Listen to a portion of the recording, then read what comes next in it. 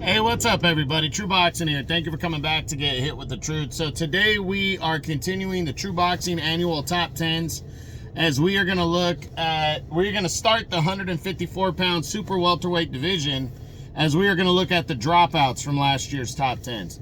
Now, before we get into that, if you could smash the like button, leave a comment, or subscribe to the channel, I really do appreciate any and all support that I can get as I continue to build my channel here. So the dropouts basically are the fighters that dropped out that were ranked in last year's top 10.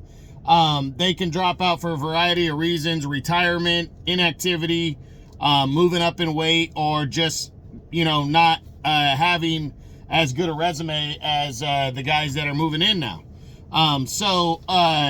You know, we're going to go from lowest to highest. We have 4 fighters that dropped out from last year's top 10. Which is a decent turnover. You know, when you have 4 out of 10 guys that are going to be new, it's a pretty big deal. So let's jump in and take a look at the first one, which is 24-year-old undefeated Yoenis Tellez. Tellez didn't really do anything wrong. He previously was my number 10, but last year's top 10 was more wide open. Tellez was coming off of a big win over Sergio Garcia, I think the guy's name was. Yeah, he was coming off a win over him. So, you know, that kind of was the reason that he was in. But Tellez, again, didn't do anything wrong. I mean, he went 2-0. He defeated an undefeated fighter named Joseph Jackson, who was on the rise, and got a win over veteran Joan Gonzalez. So he went 2-0 with 1 knockout. Remaining undefeated. Overall, he's 9-0 with 7 knockouts. So Tellez is still doing his thing. He just got, you know, the guy just moved ahead of him is all it was. So he really didn't do anything wrong to drop him out of the top 10, and he's definitely still threatening. Then you got veteran, former world title challenger Michel Soro. He previously was number 9. Soro, again, just another, you know, he was close to the top 10. But he just narrowly dropped out, going 1-0 on the year. You know, that was all he did, a second round knockout win over a nobody. He had lost a split decision to Magomed Kurbanov back in 23, you know, and had a couple controversial fights with Israel Madrimov in 22 and 21. But losing to Kurbanov and then Kurbanov getting destroyed against Madrimov, and then just the overall talent that moved to 154 and made statements at 154, Soro just dropped out at 37. I'm hoping he gets some kind of an opportunity, but his opportunities are waning thin because, you know, he's getting up there in age. So we'll see what he does this year. If there's you know, an ability for him to bounce back in any kind of way. You know, I like Soro. I'd like to see him get back into the mix. But, you know, again, I think he's running out of time in terms of that, you know, possibility.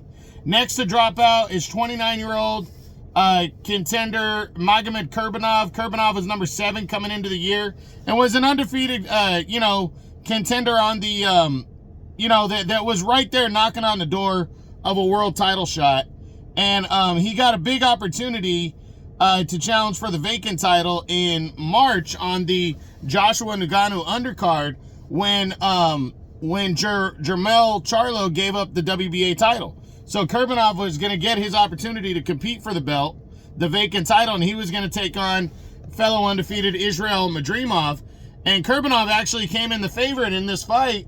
And, you know, whoever won this fight, I wasn't going to be surprised, but I thought it was going to be a very close back and forth battle, and he just got destroyed against Madrimov. Madrimov absolutely dominated him, stopped him in 5 rounds, and captured the vacant title, and that really kind of set Kurbanov back big time. So Kurbanov, you know, holds victories over Liam Smith, although it was controversial. He has a win over Patrick Teixeira back in 22, and a split decision win over Michel Soro. So he's not far out of the top 10, but that brutal knockout loss to a very good Israel Madrimov. So let's be fair. Dropped Kurbanov out of the top 10 from this year. He is number 6 in the WBA though, so I think he can work his way back in, but we'll see. And the final guy to drop out of the top 10 is former undisputed champion Jermell Charlo. Charlo was #1 coming into the year and flat out just did not fight at all in 2024.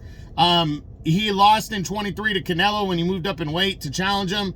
But in all reality, Charlo has not fought at 154 since 2022 when he became undisputed champion, when he defeated Brian Castaño in a rematch. So it's been over 2.5 years since he's competed in the weight class. He says he's returning to the weight. I do believe him. He's still the champion in recess in the WBA. So I really wouldn't be surprised if he actually like came right back and took on Terrence Bud Crawford for the title. But he's got to return first. So my opinion is he comes back and takes on a an optional opponent first. Like a stay busy, shake off the rest type guy. But we'll see. He's got to make that decision first and make the comeback. So that is it. That is my True Boxing annual top 10s, the 154-pound division, beginning as we looked at the dropouts from last year's top 10. I hope you enjoyed the video. If you did, smash the like button, leave a comment, or subscribe to the channel. I appreciate any and all support. This is True Boxing. You've been hit with the truth.